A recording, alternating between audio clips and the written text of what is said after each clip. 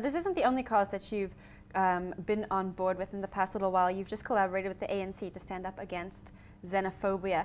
Tell me about what was going through your mind when you first learned about these attacks. Yeah, well, as Micasa, for us, what's always been important is, regardless of who we're partnering with, it's just to kind of stand up for things that are going on.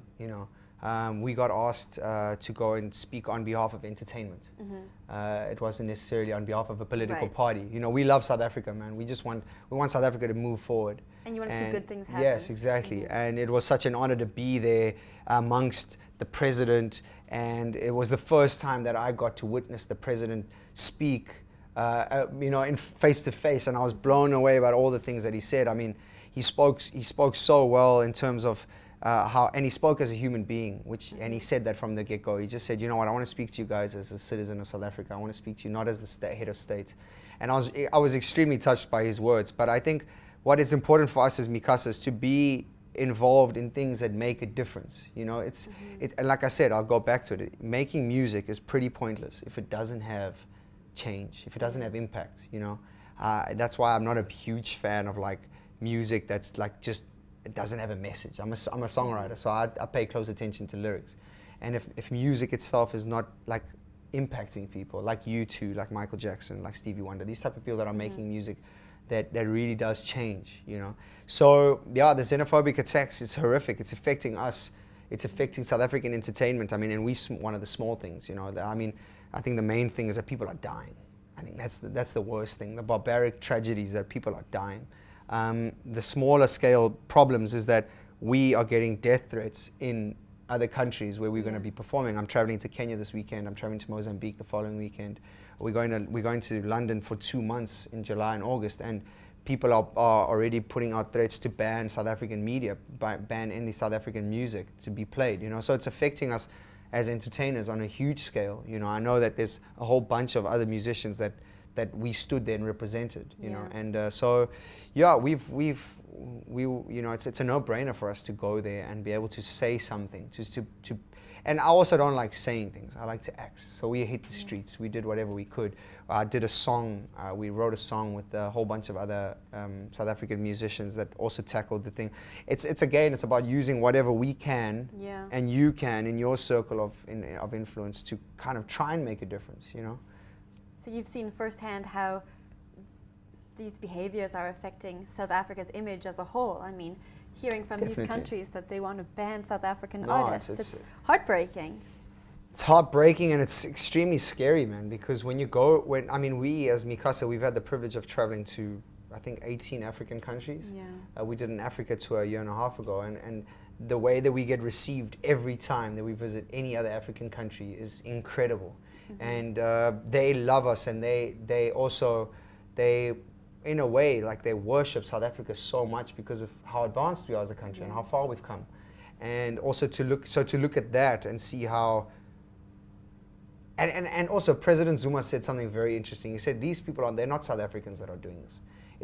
He said they're not human beings. These are thugs. These are thugs that are doing this.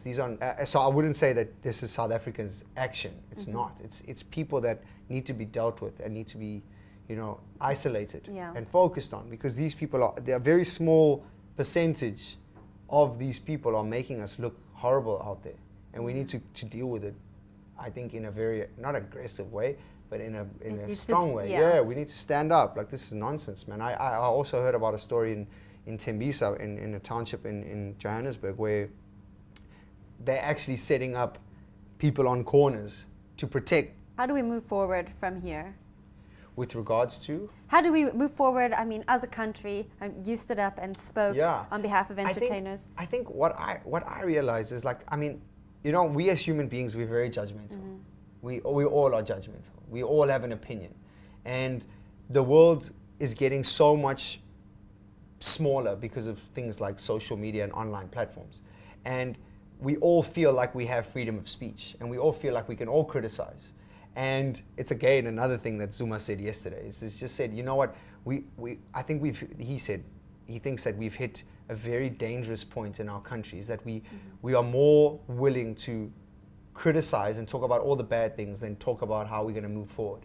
And I think that's why it's important. The question that you ask is, how can we move forward? And in my opinion, I mean, I've already been criticized for doing a song to bring awareness to xenophobia. It's not like I created a song to celebrate xenophobia. What were people saying? No, people have opinions that, like, why are you creating a song? And I'm like, dude, I'm a musician. My talent, my influence is to create song. That's my gift. Yeah. What is your gift? I think that's what's important. You guys, and Zuma again, President Zuma, spoke again about this. And I was so touched by his words. He said that the media has such an important role. And if we all focus on our roles and responsibilities, we can also, we all need to work as a collective here, you know? There's no good us portraying everything in a bad light or speaking negatively about it. Yes, don't be ignorant to what's going on. But going back to the point, I think what's important is that we need to focus in our circle of circumference. You know, the old age saying, if one person would help one person, the world would be completely healed.